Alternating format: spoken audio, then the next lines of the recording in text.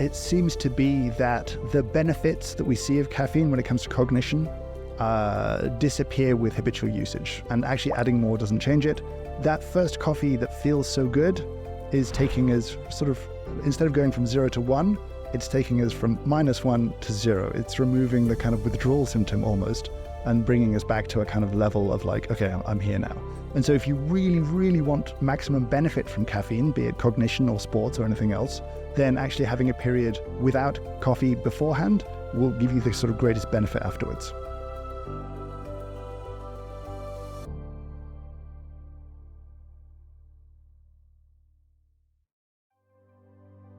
Coffee's existence kind of blows my mind as a thing that we all do, that for over 100 years now, it's been normal to have the ground up seeds of a tropical fruit plant just sitting in your cupboard, and you steep that in water and drink it. That's a weird human thing that we do. People's expectations of coffee are very low often, and when you kind of show them what it can be, that's a very satisfying moment that never gets tiring. And it's just been a part of everyone's lives for as long as they can remember. Coffee's just there.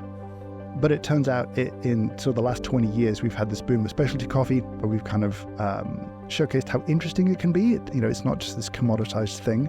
And I think that bit has sort of changed consumption around the world now, actually. I see it in every country. People's opinions and expectations of coffee have shifted massively. It's the world's most popular psychoactive drug. It is the most widely consumed psychoactive drug. Yes, I would say it's absolutely bound itself into society now. I would say there's a level of dependency. If you stop drinking caffeine, you will suffer for 24 to 48 hours. It might be a kind of big old headache. It might be something else. So, you will have symptoms if you stop consuming it, but you can stop consuming coffee and then go for years without an urge to consume it again. So I wouldn't say addiction's quite the right word for it. But yeah, we are, I would say, deeply dependent on it. So there's a habituation, I guess. But it doesn't escalate the way that drugs do. Like you don't need to suddenly be drinking 6, 8, 10 cups of coffee to have an effect. Well, that's what we see from the studies. And it's not that the studies aren't without flaws, but there's been a lot now, and you tend to see people dying less often or less early when they drink more coffee. Not a huge amount of coffee. And this is if you ever go into the research, this is really important. A cup of coffee to you or me might look like this. A cup of coffee to a researcher is 120 mils of coffee, which is about half of this.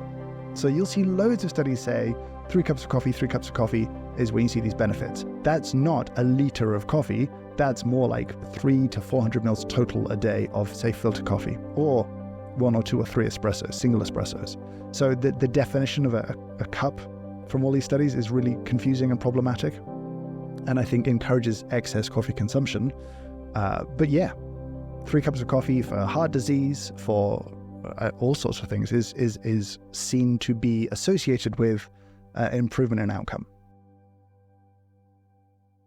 And I think the amount of caffeine is really kind of key.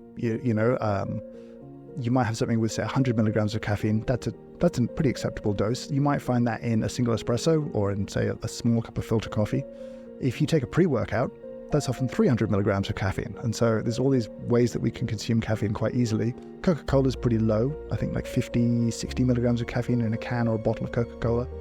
But you can easily end up drinking 200, 250 milligrams in coffee as well. If it's a lower quality coffee, it tends to have more caffeine in it. If it's brewed as a sort of very strong filter coffee, it's just knowing how much you're taking that I think is kind of key.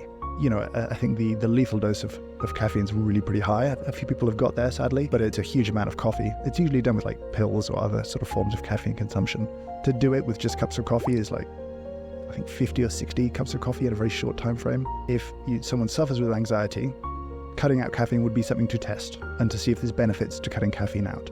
There are a bunch of studies done on it. They're not uniform in their outcome. Some found different results for caffeine consumption. I think if you struggle with anxiety, it would certainly be worth considering cutting it out. I think there have been studies that correlate caffeine consumption to depression. I think there are people who have used it and have found benefit from it.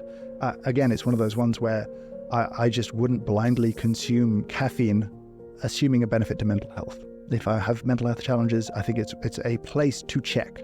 And it's pretty easy to check. Cut it out for a month. It'll suck for a few days. But, you may see benefits or you may not. Most of the meta-studies now seem to come down on, for almost every cancer, there's a lower incidence associated with coffee consumption. That's not universal. Some studies have found differently. I have certainly not seen anything that makes me concerned about drinking coffee from that perspective anyway. I think there's whatever impact it may have, I think would be pretty minor compared to something like cigarettes. I don't think there's any health benefits associated with cigarette smoking, but I think coffee will have some benefits, but I think our attitude and our relationship with caffeine is going to change. And I'm going to sound like a broken record, where you see, once again, up to about 3 cups of coffee a day saw an association with reduced cognitive decline and a reduced incidence of Alzheimer's. So I'm not saying that coffee is causing this. I'm saying in the studies, the people who drank coffee had better outcomes.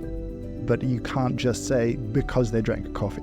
I want people to drink and enjoy coffee, but at the same time, I am very nervous to encourage caffeine consumption that might be excessive, because that's definitely not good for you. It seems to be that the benefits that we see of caffeine when it comes to cognition disappear with habitual usage, and actually adding more doesn't change it. That first coffee that feels so good is taking us sort of, instead of going from 0 to 1, it's taking us from -1 to 0. It's removing the kind of withdrawal symptom almost, and bringing us back to a kind of level of like, okay, I'm here now. And so if you really, really want maximum benefit from caffeine, be it cognition or sports or anything else, then actually having a period without coffee beforehand will give you the sort of greatest benefit afterwards. So I think people are trying to understand the mechanism more.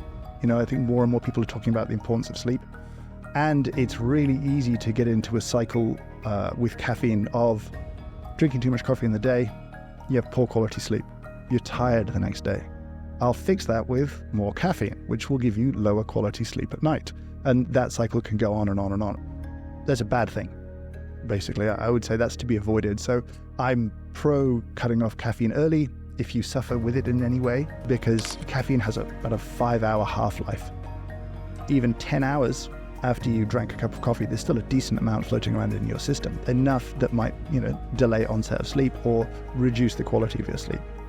I think sleep's the primary concern. But if you're not suffering any issues with sleep from your coffee consumption, then if you look at the science, and I'm not a scientist. I like to read the research papers, but I'm not doing the research. But on almost every front, coffee seems to be healthy and have a really positive impact wherever it's been measured, and across a whole range of different stuff. So on almost any front, if you've researched, is coffee good for longevity? Yes, you see a reduction in all-cause mortality that correlates to coffee consumption. Is it good for cognitive decline? Yes, you tend to see coffee consumption associated with less cognitive decline in old age, or liver function, cancer. All of these things seem to have a positive association with coffee drinking, but if it's messing with your sleep, I don't think it's worth it. That's a pretty good way to go. I think decaf is still a good option. I think people are kind of really negative about decaf because we have this caffeine first association with coffee. A lot of people are like, why would I drink decaf? What's the point? You see a lot of death before decaf or whatever. But I think decaf can be really tasty, which is good. Like, it's a nice, delicious hot drink. And also, it's a little bit less of the downside if you are concerned about caffeine. The great frustration of decaf is that decaf drinkers are typically very poorly served by the coffee industry. For a bunch of reasons, coffee shop owners tend not to invest in decaf. A lot of coffee roasting companies don't really care about decaf, despite the fact that decaf drinkers are the ones who are drinking it just for the taste. I think decaf can be really delicious and good if it's done properly all the way through, from sort of farm to cup. But it's not as available as it should be to most people, which kind of hurts me.